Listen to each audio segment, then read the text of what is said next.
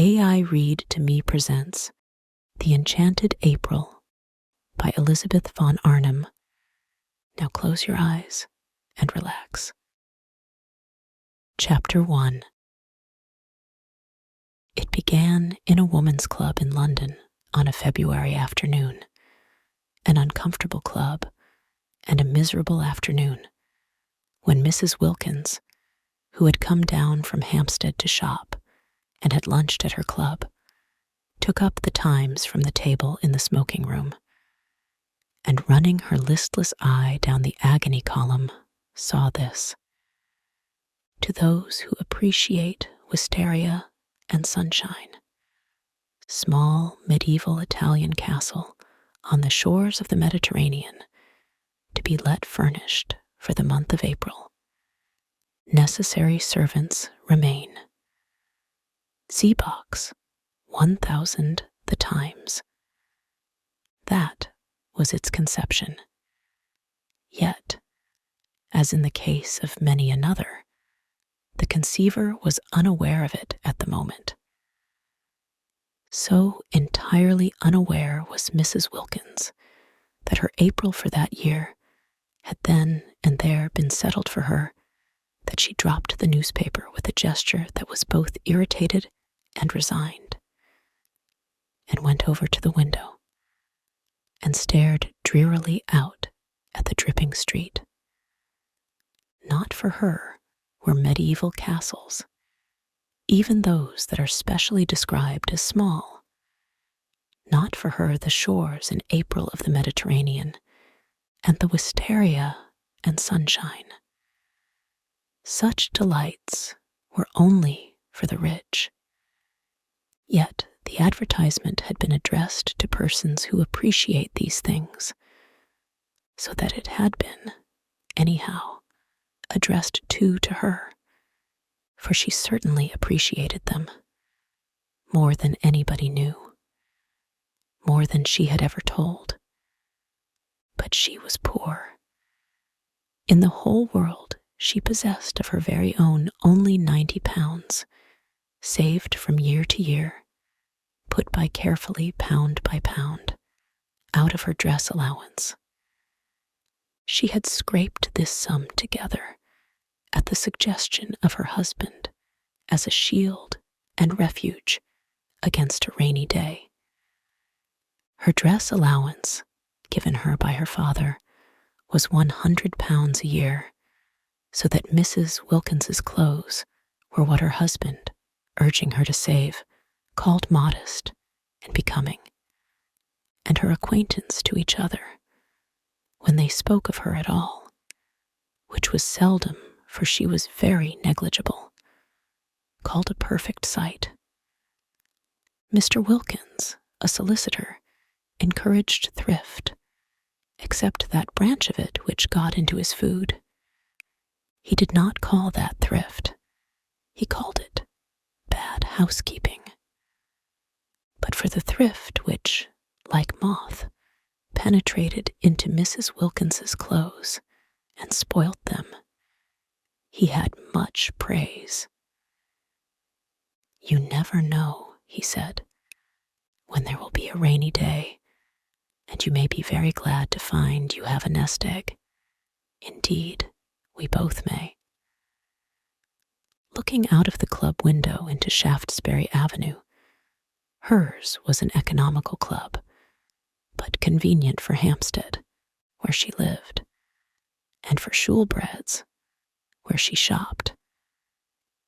Mrs. Wilkins, having stood there some time very drearily, her mind's eye on the Mediterranean in April, and the wisteria, and the enviable opportunities of the rich, while her bodily eye watched the really extremely horrible sooty rain falling steadily on the hurrying umbrellas and splashing omnibuses, suddenly wondered whether perhaps this was not the rainy day Mellersh. Mellersh was Mr. Wilkins, had so often encouraged her to prepare for, and whether to get out of such a climate and into the small medieval castle wasn't perhaps what Providence had all along intended her to do with her savings. Part of her savings, of course, perhaps quite a small part. The castle, being medieval, might also be dilapidated, and dilapidations were surely cheap. She wouldn't in the least mind a few of them, because you didn't pay for dilapidations which were already there. On the contrary, by reducing the price you had to pay, they really paid you. But what nonsense to think of it. She turned away from the window with the same gesture of mingled irritation and resignation with which she had laid down the Times, and crossed the room towards the door with the intention of getting her mackintosh and umbrella and fighting her way into one of the overcrowded omnibuses and going to Shoolbred's on her way home and buying some soles for Mellish's dinner. And fighting her way into one of the overcrowded omnibuses and going to Shoolbred's on her way home and buying some soles for Mellish's dinner. Mellish was difficult with fish and liked only soles, except salmon. When she beheld Mrs. Arbuthnot, a woman she knew by sight as also living in Hampstead and belonging to the club, sitting at the table in the middle of the room on which the newspapers and magazines were kept, absorbed in her turn in the first page of the Times.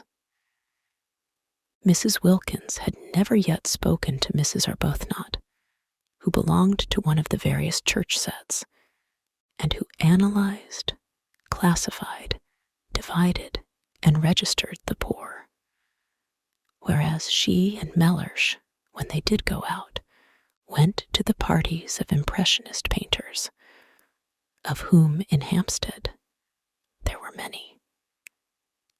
Mellish had a sister who had married one of them and lived up on the Heath. And because of this alliance, Mrs. Wilkins was drawn into a circle which was highly unnatural to her, and she had learned to dread pictures. She had to say things about them, and she didn't know what to say. She used to murmur, "Marvelous," and feel that it was not enough. But nobody minded. Nobody listened. Nobody took any notice of Mrs. Wilkins. She was the kind of person who is not noticed at parties. Her clothes, infested by thrift, made her practically invisible. Her face, wan arresting. Her conversation was reluctant. She was shy. And if one's clothes and face and conversation are all negligible, thought Mrs. Wilkins, who recognized her disabilities, what, at parties, is there left of one? Also, she was always with Wilkins, that clean-shaven, fine-looking man who gave a party merely by coming to it, a great air. Wilkins was very respectable. He was known to be highly thought of by his senior partners. His sister's circle admired him. He pronounced adequately intelligent judgments on art and artists. He was pithy. He was prudent. He never said a word too much, nor, on the other hand, did he ever say a word too little.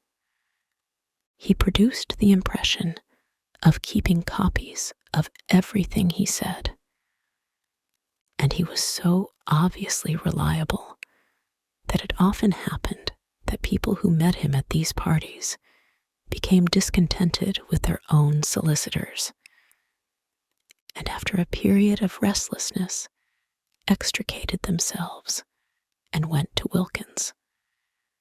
Naturally, Mrs. Wilkins was blotted out. She, said his sister, with something herself of the judicial, the digested, and the final in her manner, should stay at home. But Wilkins could not leave his wife at home. He was a family solicitor, and all such have wives, and show them. With his in the week he went to parties, and with his on Sundays he went to church. Being still fairly young, he was 39, and ambitious of old ladies, of whom he had not yet acquired in his practice a sufficient number, he could not afford to miss church, and it was there that Mrs. Wilkins became familiar, though never through words, with Mrs. Arbuthnot. She saw her marshalling the children of the poor into pews. She would come in at the head of the procession from the Sunday school exactly 5 minutes before the choir, and get her boys and girls neatly fitted into their allotted seats, and down on their little knees in their preliminary prayer, and up again on their feet, just as, to the swelling organ, the vestry door opened, and the choir and clergy, big with the litanies and commandments they were presently to roll out, emerged. She had a sad face, yet she was evidently efficient. The combination used to make Mrs. Wilkins wonder, for she had been told by Mellersh, on days when she had only been able to get place, that if one were efficient, one wouldn't be depressed, and that if one does one's job well, one becomes automatically bright and brisk. About Mrs. Arbuthnot, there was nothing bright and brisk, though much in her way with the Sunday school children that was automatic.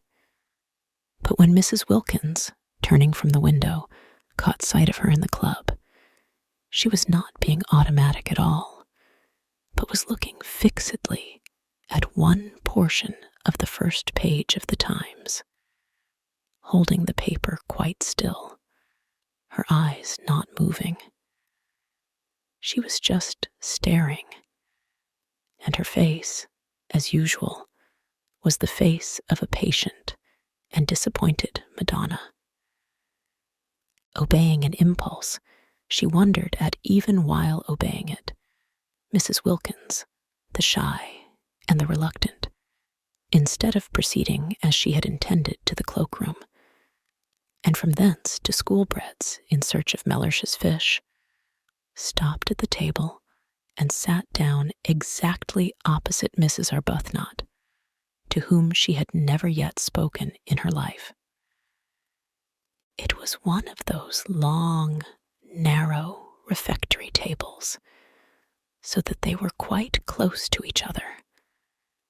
Mrs. Arbuthnot, however, did not look up.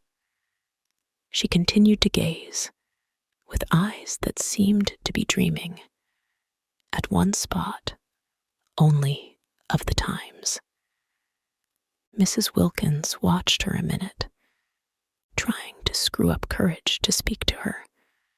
She wanted to ask her if she had seen the advertisement.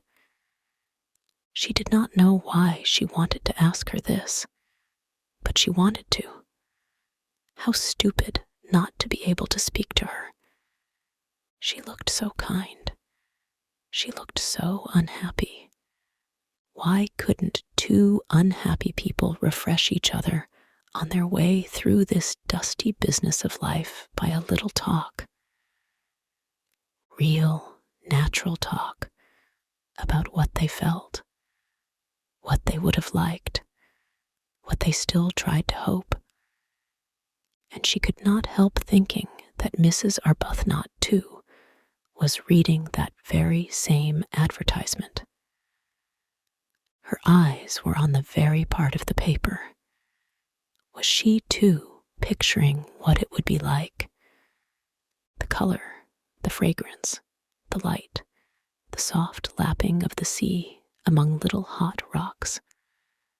Color, fragrance, light, See, instead of Shaftesbury Avenue and the wet omnibuses, and the fish department at Shoolbred's, and the tube to Hampstead, and dinner, and tomorrow the same, and the day after the same, and always the same.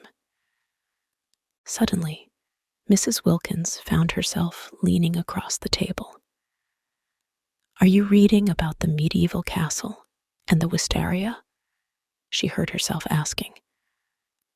Naturally, Mrs. Arbuthnot was surprised, but she was not half so much surprised as Mrs. Wilkins was at herself for asking. Mrs. Arbuthnot had not yet, to her knowledge, set eyes on the shabby, lank, loosely put-together figure sitting opposite her. With its small, freckled face and big gray eyes almost disappearing under a smashed-down, wet-weather hat.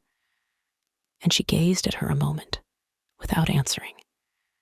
She was reading about the medieval castle in the wisteria, or rather, had read about it 10 minutes before, and since then had been lost in dreams of light, of color, of fragrance, of the soft lapping of the sea among little hot rocks.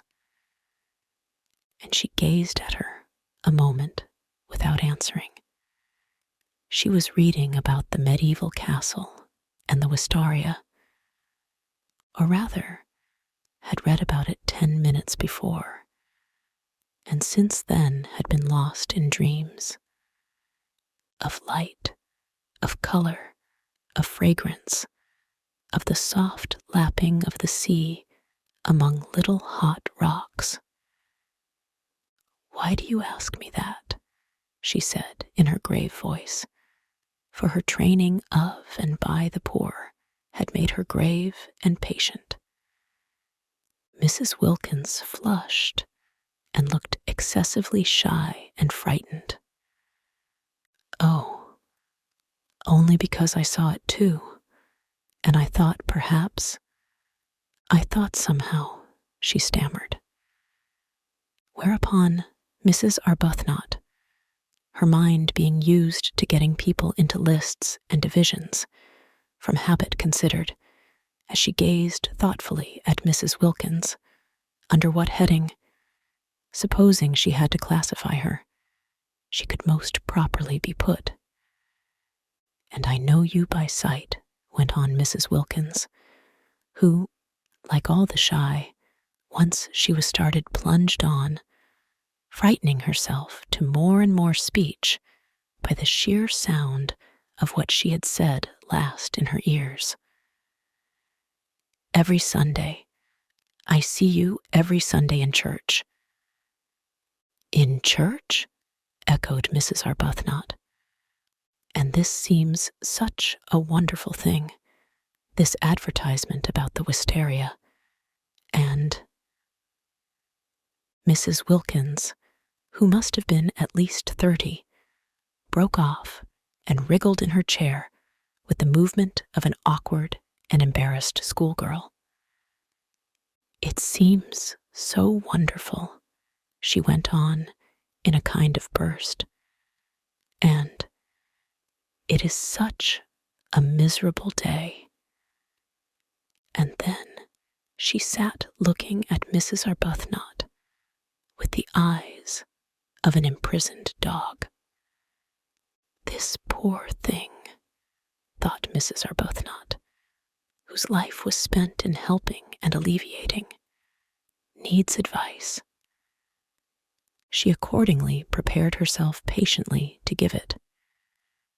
"If you see me in church," she said, kindly and attentively, "I suppose you live in Hampstead too?" "Oh, yes," said Mrs. Wilkins, and she repeated, her head on its long, thin neck drooping a little, as if the recollection of Hampstead bowed her. "Oh, yes." "Where?" asked Mrs. Arbuthnot, who, when advice was needed, naturally first proceeded to collect the facts. But Mrs. Wilkins, laying her hand softly and caressingly on the part of the Times where the advertisement was, as though the mere printed words of it were precious, only said, "Perhaps that's why this seems so wonderful. Perhaps that's why this seems so wonderful. No, I think that's wonderful anyhow," said Mrs. Arbuthnot, forgetting facts and faintly sighing. "Then you were reading it?" "Yes," said Mrs. Arbuthnot, her eyes going dreamy again. "Wouldn't it be wonderful?" murmured Mrs. Wilkins. "Wonderful," said Mrs. Arbuthnot. Her face, which had lit up, faded into patience again. "Very wonderful," she said. "But it's no use wasting one's time thinking of such things." "Oh, but it is," was Mrs. Wilkins's quick, surprising reply. Surprising, because it was so much unlike the rest of her. The characterless coat and skirt, the crumpled hat, the undecided wisp of hair straggling out. And just the considering of them is worthwhile in itself. Such a change from Hampstead. And sometimes I really do believe, if one considers hard enough, one gets things. Mrs. Arbuthnot observed her patiently. In what category would she, supposing she had to, put her? "Perhaps," she said, leaning forward a little, "you will tell me your name. If we are to be friends," she smiled her grave smile, "as I hope we are, we had better begin at the beginning." "Oh, yes, how kind of you." "I'm Mrs. Wilkins," said Mrs. Wilkins. "I don't expect," she added, flushing, as Mrs. Arbuthnot said nothing, "that it conveys anything to you. Sometimes it doesn't seem to convey anything to me either. But," she looked round with a movement of seeking help, "I am Mrs. Wilkins." She did not like her name. It was a mean, small name, with a kind of facetious twist, she thought, about its end, like the upward curve of a pug dog's tail. There it was, however. There was no doing anything with it. Wilkins she was, and Wilkins she would remain. And though her husband encouraged her to give it on all occasions as Mrs. Mellersh Wilkins, she only did that when he was within earshot, for she thought Mellersh made Wilkins worse, emphasizing it in the way Chatsworth on the gateposts of a villa emphasizes the villa. When first he suggested she should add Mellersh, she had objected for the above reason, and after a pause, Mellersh was much too prudent to speak, except after a pause, during which presumably he was taking a careful mental copy of his coming observation. He said, much displeased, "But I am not a villa," and looked at her as he looks who hopes, for perhaps the 100th time, that he may not have married a fool. Of course, he was not a villa, Mrs. Wilkins assured him. She had never supposed he was. She had not dreamed of meaning. She was only just thinking. The more she explained, the more earnest became Mellersh's hope, familiar to him by this time, for he had then been a husband for 2 years, that he might not by any chance have married a fool.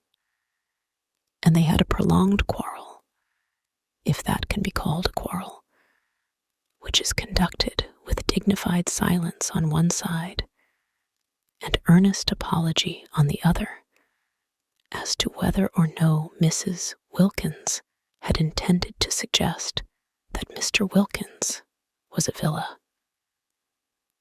I believe, she had thought, when it was at last over, it took a long while, that anybody would quarrel about anything when they've not left off being together for a single day for 2 whole years. What we both need is a holiday.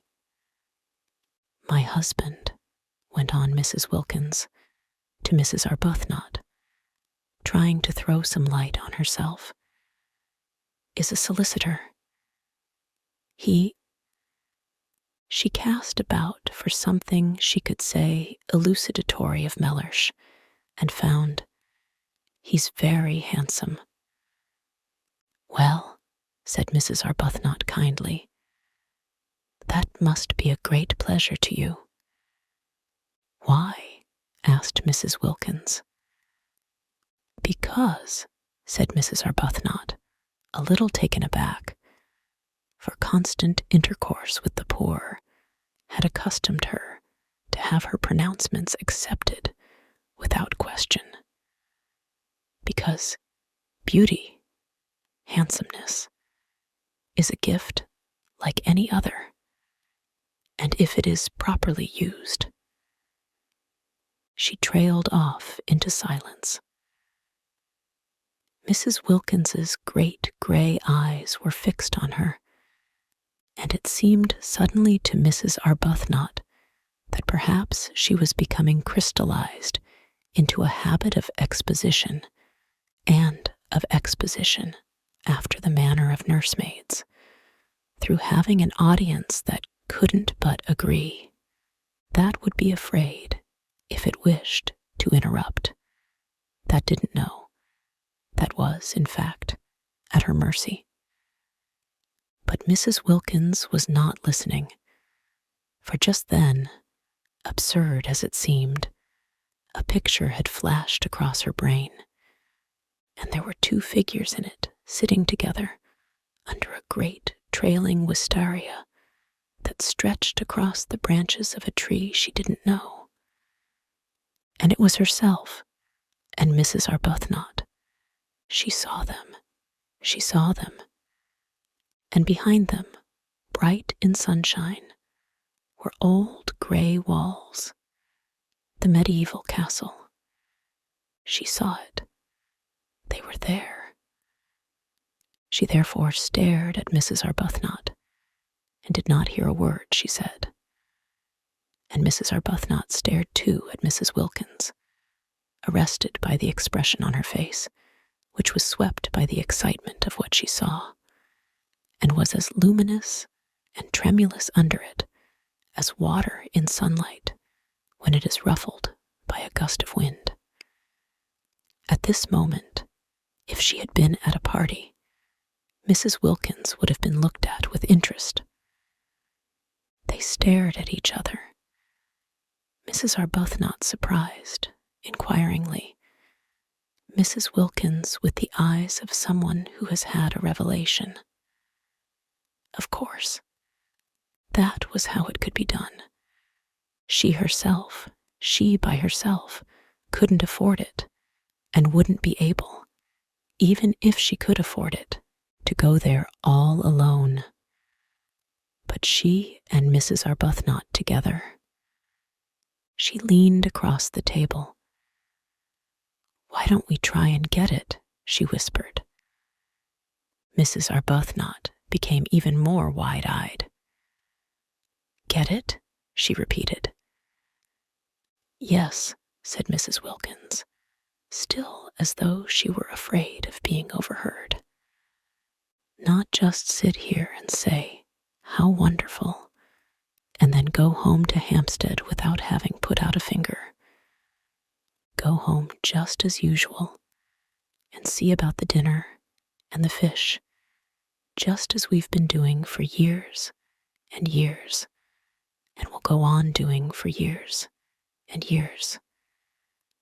"In fact," said Mrs. Wilkins, flushing to the roots of her hair, for the sound of what she was saying, of what was coming pouring out, frightened her, and yet she couldn't stop. I see no end to it. There is no end to it. So that there ought to be a break. There ought to be intervals. In everybody's interests. Why, it would really be being unselfish to go away and be happy for a little, because we would come back so much nicer. You see, after a bit, everybody needs a holiday. But how do you mean? Get it? Asked Mrs. Arbuthnot. Take it, said Mrs. Wilkins. Take it? Rent it, hire it, have it. But do you mean you and I? Yes, between us. Share. Then it would only cost half, and you look exactly as if you wanted it just as much as I do. As if you ought to have a rest, have something happy happen to you. Why? But we don't know each other. But just think how well we would if we went away together for a month. And I've saved for a rainy day, and I expect so have you. And this is the rainy day. Look at it. This concludes this reading of The Enchanted April by Elizabeth von Arnim. If you enjoyed it, please like and subscribe. To listen ad-free, visit aireadtome.com or use the link in the description. Thank you for your support.